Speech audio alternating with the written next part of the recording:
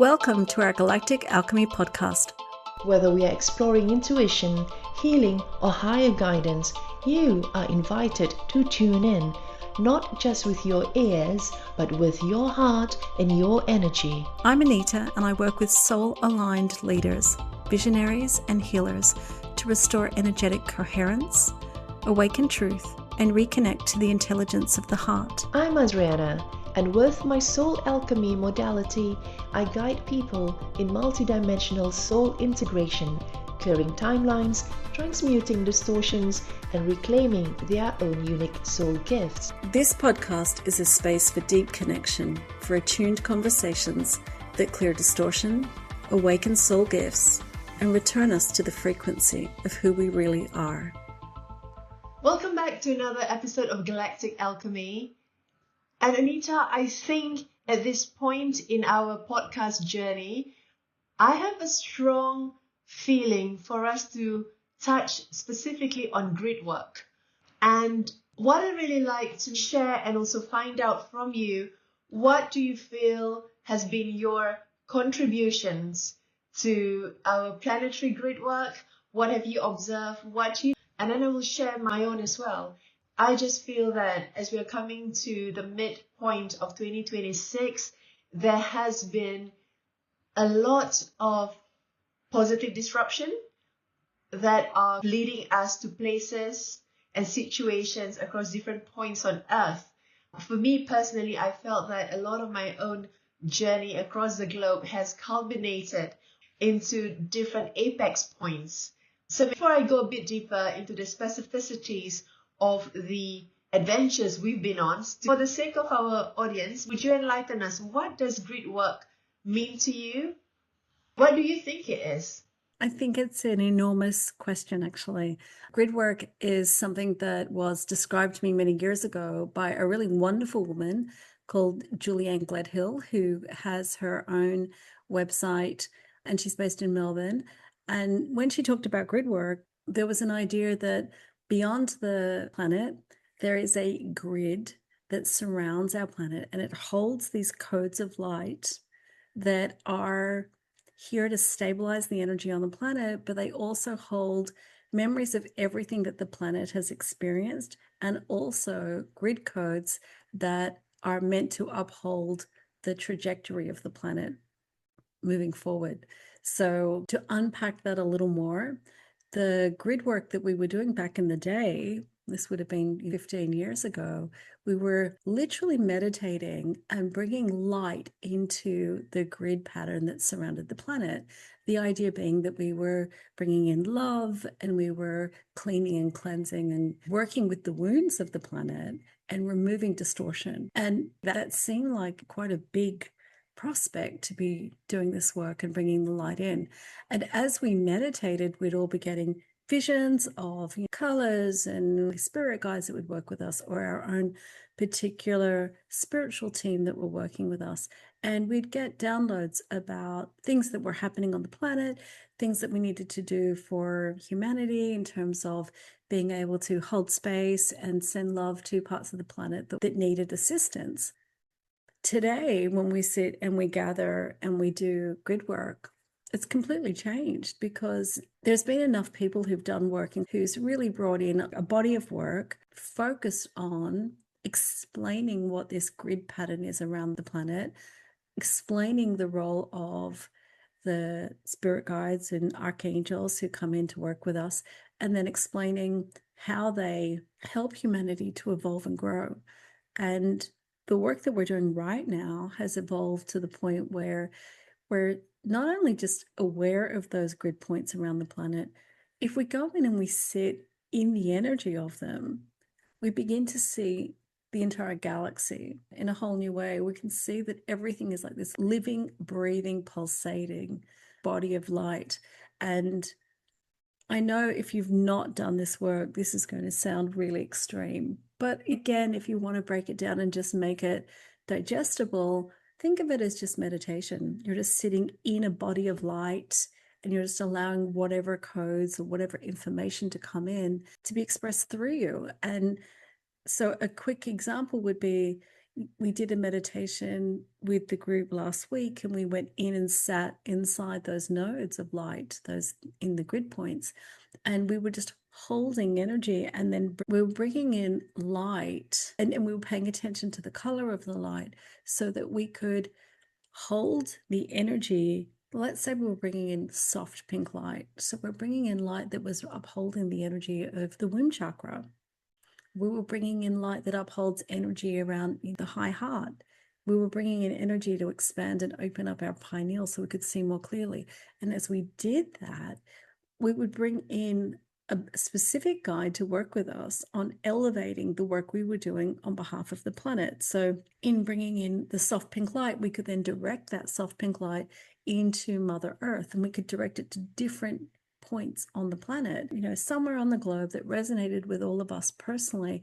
And what we saw was streams of light being sent out from the grid point to the core of the Earth and then out to various geographical locations. And the idea of this is that if you're sending this light out, you're stabilizing the energy on the planet so that when people are going about their day, whenever they take a step upon the land, they're feeling the energy of being held, supported, and loved. The idea is that collectively, we're making the planet a safer, more loving place to be. That's the purpose of it. So whether you call it a prayer or a protocol, the idea is that you are invested in sending love out into the world, connecting it into Mother Earth, and letting it have a real impact on the lives of the people who walk upon that land. Azriana, what's your experience with the grids? Yeah, you know how normally with our conversations, Anita, we take it from the planetary and then we zoom out to galactic or the macro level. So I think this time I'm reversing that. So we're going from planetary down to the micro level, which is us as individuals, as light nodes or sparks on Earth, and why each and every one of us matter. Now, with my experiences, I've developed in the last few years this sense of reverence for the land, the spirit of the land. When I look back at the places I went, they called you there. They are the ones who invite us in when the time is right. So when I became more aware of this, maybe only in the last 8 years, when I kind of look back, I've been doing it even longer than that. So yes, going back to what you said, we can treat the grid work as simply a meditation where we bring in the light into specific areas or maybe areas of upheaval. We are all doing our part.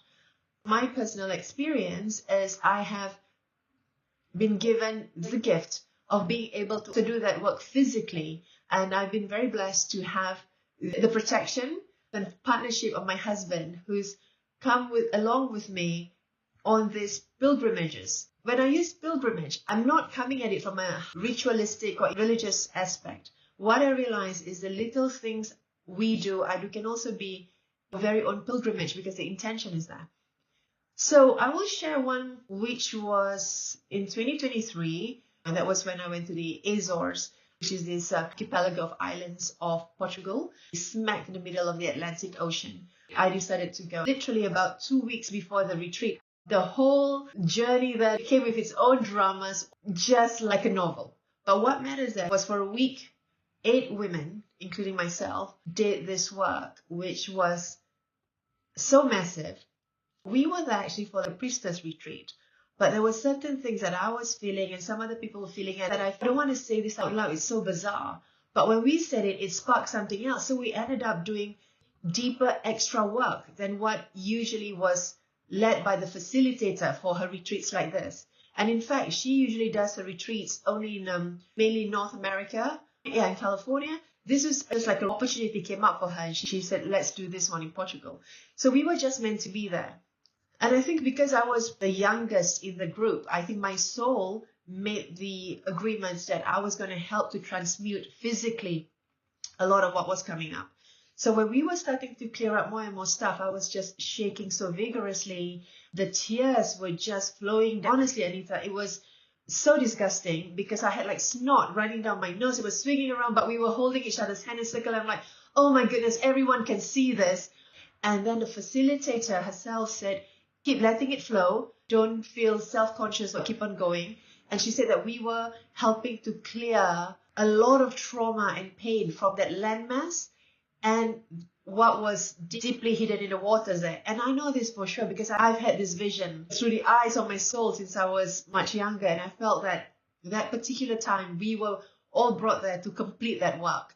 And what I love, what she said, I hold this so close to my heart, was that now that we've done this work, let's not try to feel like we're extra special, that we are the priestesses and we've done this clearing, we've helped the planet. So there's many, many different groups of us who are right now in different parts of the planet doing this work. So to me, it paints the idea of us like little sparks or little notes of energy in different parts of the earth, all coming back in it for the work. So for me, that was one of the earliest physical grid work that I did together as a group of us who were physical strangers in this lifetime. Obviously, we have major connection that goes back to our galactic origins. So for people who are listening to this and they've never done grid work before, could you just step out for us the feeling, the impetus you had to book the trip and how it came about? Because what you're talking about is so profound, and I personally have done a couple of these trips, so I really do know what you're talking about. But I think if you haven't, but you have this healthy curiosity about the way people are showing up spiritually, tapping into their intuition, and then being guided to take trips to specific geographical locations that may or may not have relevance to a past life or to something that's really resonant within their cellular body, like they have memory of something important that they need to do there. And I would move away from the idea of a mission, because I think sometimes people get caught up in all of the grandiosity of that. I would stay really grounded and say sometimes you just geographically feel really pulled to certain points on the planet. And when you get there, there's a sense of something that you need to go and find and a purpose to be there on a certain date and to unlock something. And whether you're unlocking it for the collective or you're unlocking it for yourself, could you just take us through, like, at what point did it become, I need to buy an airline ticket and I need to physically go and stand on the land, as opposed to remote healing or remote spiritual work where you could just do a meditation and project yourself into a certain space and then have an experience? So tell us about that, because that sounds like an exciting journey to be on. There is a string of events that led up to that. For me, it starts with intention, which is I wish to be of higher service, and this is not a performative thing. Like you said, the grandiosity, I'm not someone so special, I'm going to go there and I'm going to post about it, people are going to know I've done this big thing.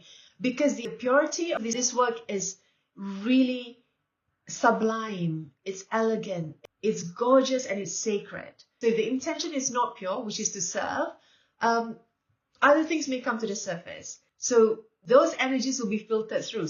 I believe if our intention is pure, what's meant for us will find us, because a vibrational match will organically take place. So what about the location? Like, what organically led you to that specific location? It was just that I happened to have a morning free. I saw the emailer came in as a reminder, there's still a couple of spots. I look at my life, oh my goodness, the money's there. I'm able to get time off work. I was still in my corporate role back then. And then my husband came home and I said, how would you like to go somewhere in the middle of Atlantic with me on a woman's retreat? You get to chill in the 3-bedroom villa I'm going to get for us by the fireplace, look at the ocean. Everything just lined up. So to me, this is also an approach to life, which is if it's meant to be, it will line up. We don't have to push it or force it. I know these islands. I've been to Portugal a couple of times before that. Without knowing, I was already seeding some other things even back then. In hindsight, you realize, oh my goodness, no wonder that happened. And in that particular retreat, Anita, there was the young lady who could not make it. And from what I learned from the facilitator, that this young lady was really excited. She's talked about it to be her pilgrimage of the year. She built up a real hype around it. And at the last minute, whether it was something to do with her passport, whatever, she could not get on the plane. She didn't make it. So she clearly was not meant to be there. I'm just saying this is where you will see if the intentions don't match, it won't happen. And because you're talking about locations specifically, I will give a few examples. Like there was a month my husband and I spent in South Africa, the places we land. And then in the years that follow, after the Azores, I realized now there were a couple of other spots I went to. When I was in Venice the year after, I remember intuitively doing healing energy grid work to the waters. And then we went up to the mountains, we hiked in the Dolomites, and it was very different energy. And now I'm thinking that the year after that, out of nowhere, literally about 2 months before we left, everything fell into place.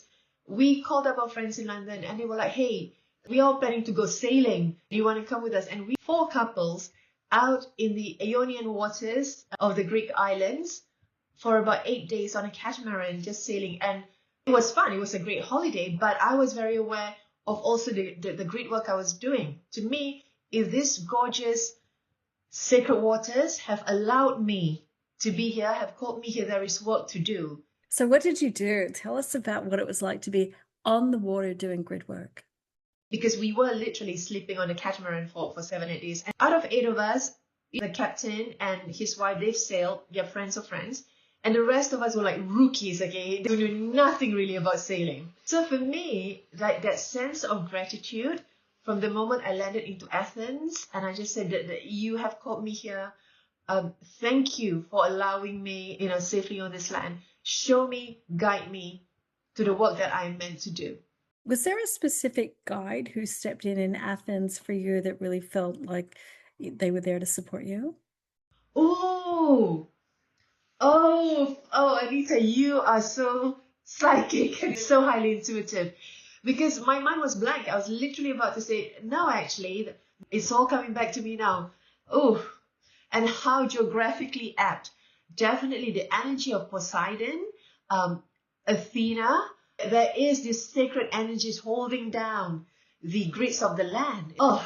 I can feel all the waves coming through now, all my goosebumps. So basically on the water, where I can, I ask for myself to be guided to be the highest loving divine service I possibly can for the highest good of all, for Earth ascension in this timeline.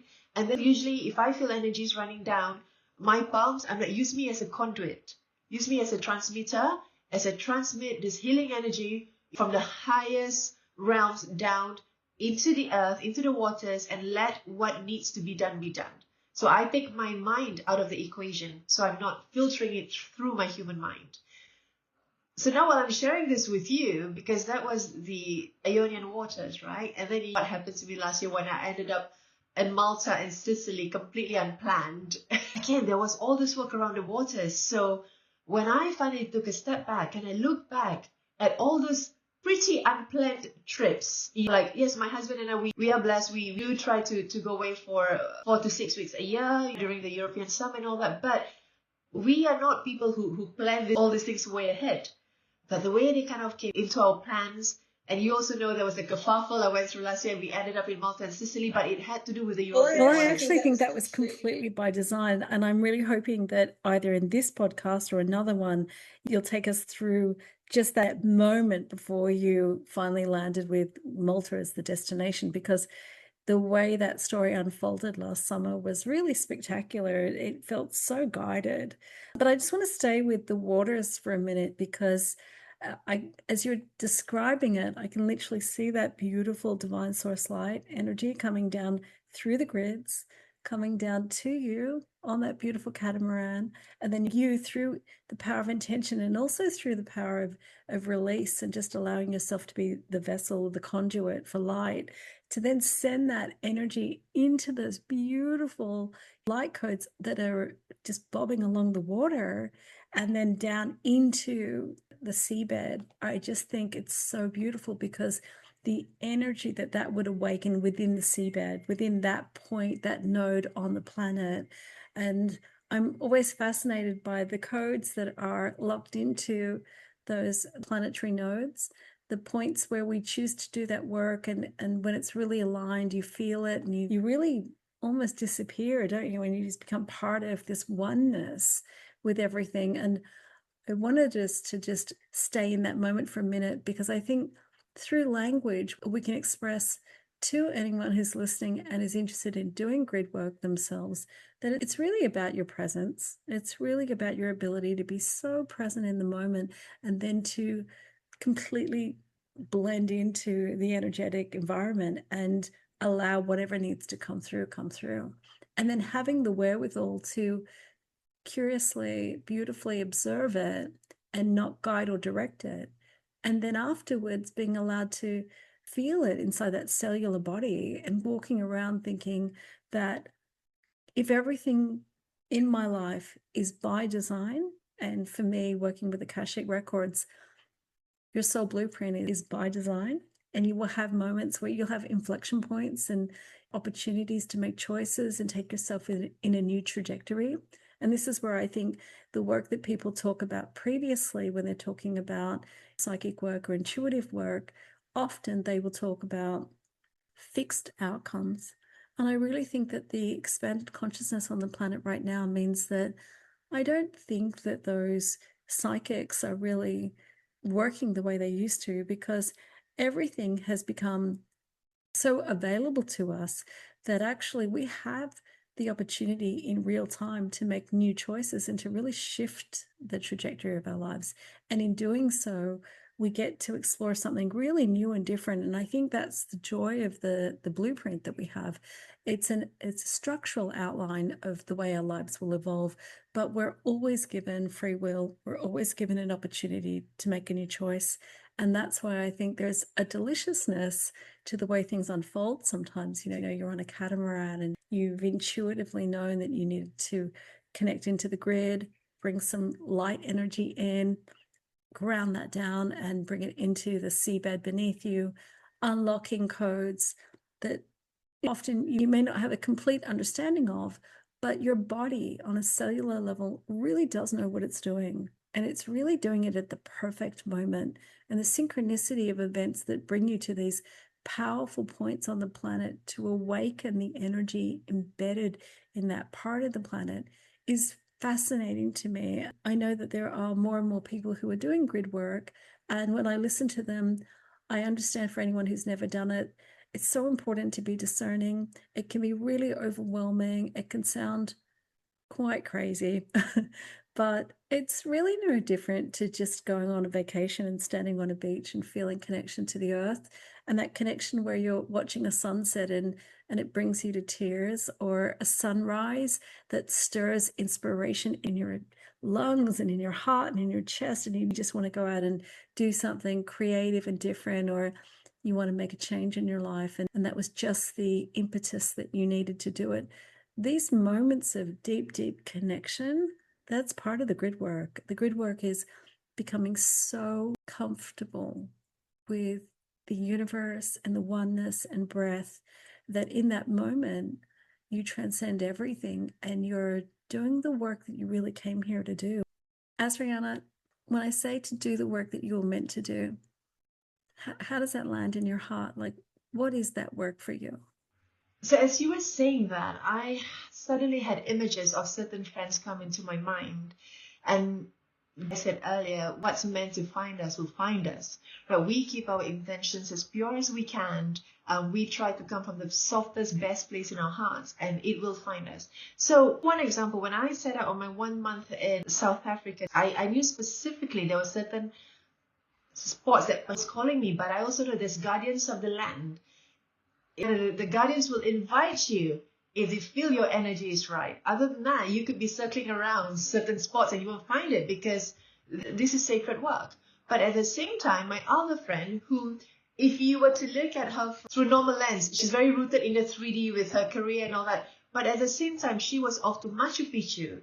Like the timings between what she was doing, I was doing, and I think another friend, it was all like just beautifully coincidental. We were not planning it with each other. We just happened to be doing it. So to me, this is the thing with grid work.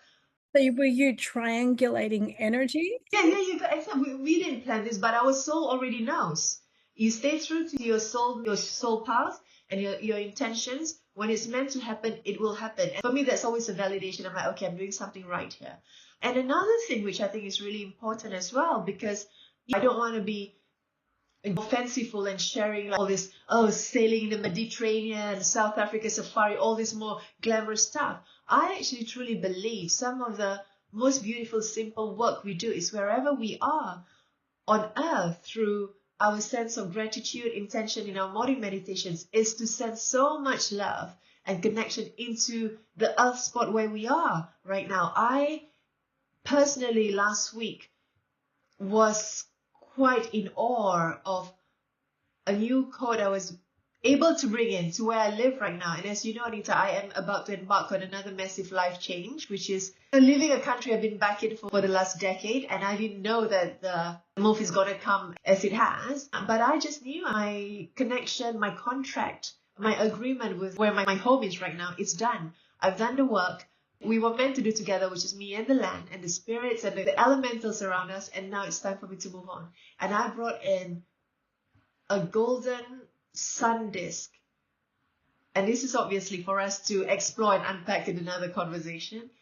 But you know about this quite intricately, because for the benefit of our listeners, last year Anita was almost like my travel journal. I was sharing with her all the intricate details when I was in Malta and Sicily.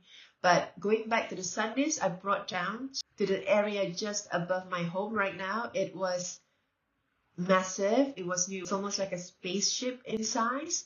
And it was hovering there and it was bringing the codes. And I'm like, this is what I am right now bringing down to earth at this point in time. It's one of the last gifts I can share with this space right now. And I say that with the utmost humility. Does this have something to do with the session that you had with Judith Cassell, bringing this sun disk in? Yes, thank you for asking me that. We will provide a little bit of background and clarity to our listeners. Judith Cassell is this cosmic teacher, healer, seer that I really respect. I find that a lot of her work really, really resonates with me. So I got my Diamond Soul reading done with her, I think 3 years ago. And if our listeners are interested, I'm telling you, there is a long line. My friend has just signed up for one. The waiting time right now is 9 months because her work is getting more and more popular. I had to wait 3 or 5 months, I think. And she did say, my soul work with sun discs. So even when I read that, I was like, okay, I'm going to find this out in time. And I think when that remembrance started making its connection with me, I trusted it. I do it and bring it in when I feel that the resonance is pure. And that's what I meant to do at that point in time, wherever I was. And was there a message that you were getting with these sun discs? Not specifically. I feel at this point in my journey, maybe I haven't evolved to tune into them specifically yet with all of the intricacies, or maybe I feel my human mind and the human language and words is actually really limited compared to what streams of codes and energies really bring. I mean, the mind wants to like compartmentalize and label. And I think what you're saying is that you're really embodying just the grace of having the experience and the presence to just bring it in and to let it be without defining it. Thank you, Lisa. That's beautifully put. For me, I'm like, this is my role. Again, I say, if I'm the conduit or the transmitter, this is my role to do it. I will do it as cleanly as I can.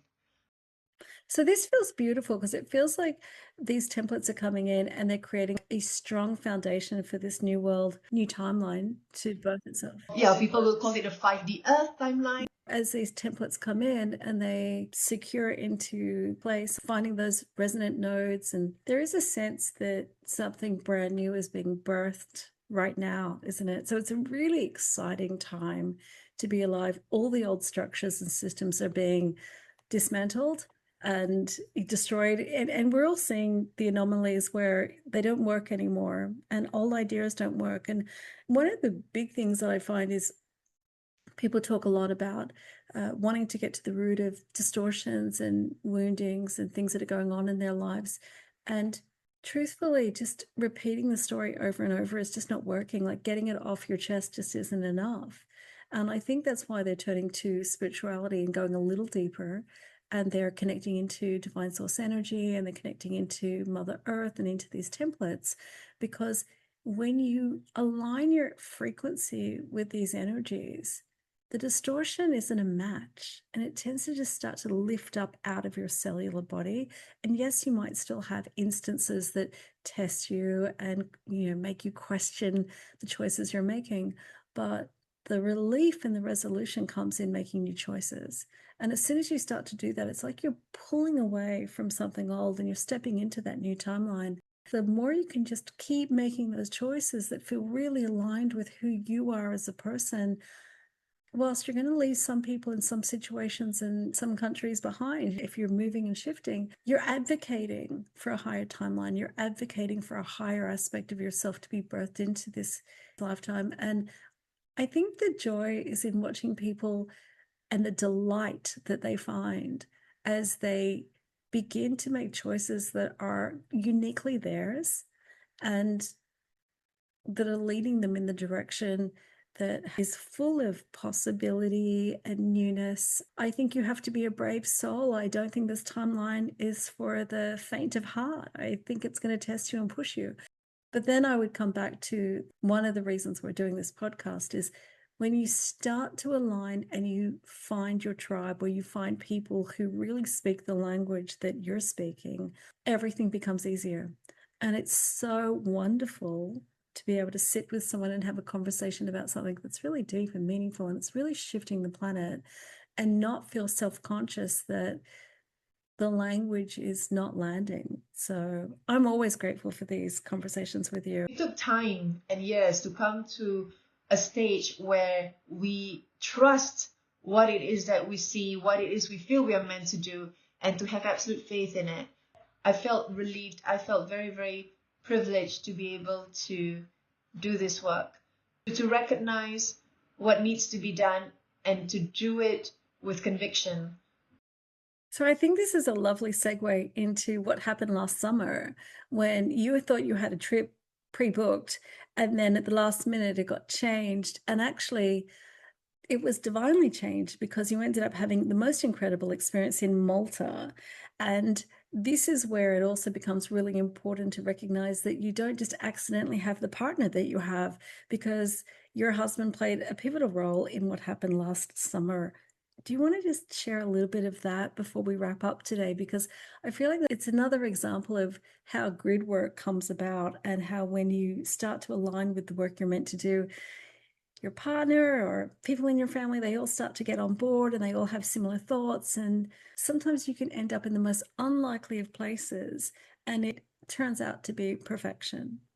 I think that the whole Malta episode and the sun disk that took place there last summer is something we'll share in greater detail in a separate episode. It deserves that. So would that have been the first sun disk that landed into place, do you think, last summer? I think I would have brought some in the Ionian seas when I was in Greece sailing. So that would have been, I think, 2024. And I think, Anita, maybe one last thing I'd like to leave our listeners with, because yes, there is the grandiose of doing bigger work in foreign lands. There is all the glamorous trappings that comes with that. But I think if we strip it back and we want to just get real with the real intentions of what it is that we hope to do. One of the things I've done for a couple of decades, it was taught to me that when we get on a plane, before we take off, we say a prayer, we set an intention. Obviously, we ask for our guides and angels to please protect the aircraft. There are some specific protocols, I think, about running a golden infinity symbol horizontally across the entire plane. But I think what I really want to share right now is, before we take off, where we're flying out from, is to set the intention and say that thank you the guardians of the land.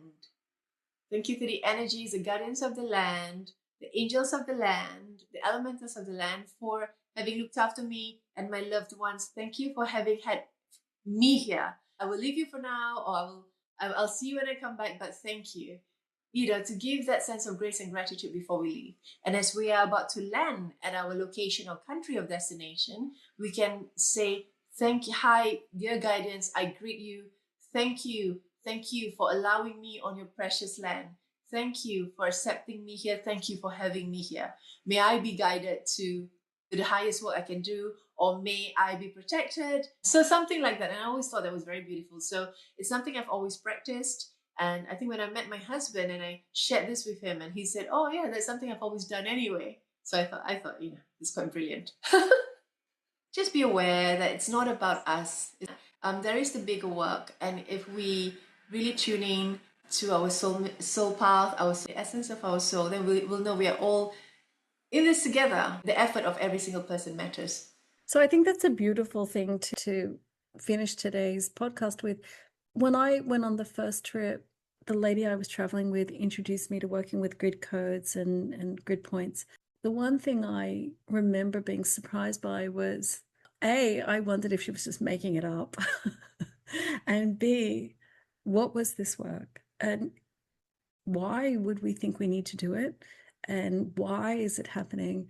And when she literally just blessed and honored the land for what it was and just brought in these beautiful intentions to bring light and love into the planet and to grant it into the earth, the idea that it travels from the universe through our crown, through our body, and then down into Mother Earth, and being able to just track that trajectory and then seeing it light up with this golden light was such a beautiful thing. And I thought, oh, the idea that it travels through a human and through a body and down into the ground, it has a richness and a quality to it that really appealed to me. And the idea that every single person on this planet can do this through intention. So when we're talking about expanding consciousness on the planet, as people are just walking through their day and practicing gratitude for everything that they already have, there is a sense of doing grid work. There's a sense of bringing it in, embodying it in your cellular body, sending love down into the earth, sending love back up to the universe, to the sun, to source energy. There's just this beautiful rhythm that occurs when you do that. And then you begin to feel that you're part of this oneness. And I think that if you're on a journey of awakening, this is a really lovely way to practice it. And like as Rihanna said, you don't need to get on an airplane to do it. Just do it wherever you are, whenever you choose. I've got dear friends in Sydney who are constantly texting me and saying, I'm at the beach and I'm doing some grid work. And I think what they're saying is they're showing appreciation and love for the land. They're embodying it and they're allowing it to pass both ways. So it goes up through the ground and then it comes down through their feet. And they're just creating this beautiful connectivity between the core of the earth and the universe. And I would invite anyone who's interested in doing good work to just get out there and start practicing. And it's interesting how it starts to shift the dial. It just seems to subtly shift everything around you. And you begin to really appreciate everything that's going on around you. And the synchronicities start to increase. Really wonderful people start to come into your world. The language with which you're describing these experiences starts to shift. And as you fall in love with the oneness of this experience, you emanate that, you radiate that energy, and people around you notice it. And they start to move towards you if they're looking to awaken. And the people who are not interested absolutely will move away, and that is perfectly okay too. So I invite you to practice it. I hope you've enjoyed this podcast. With so much love and reverence for your path and for your beautiful, brave soul, this is Galactic Alchemy. We'll see you soon.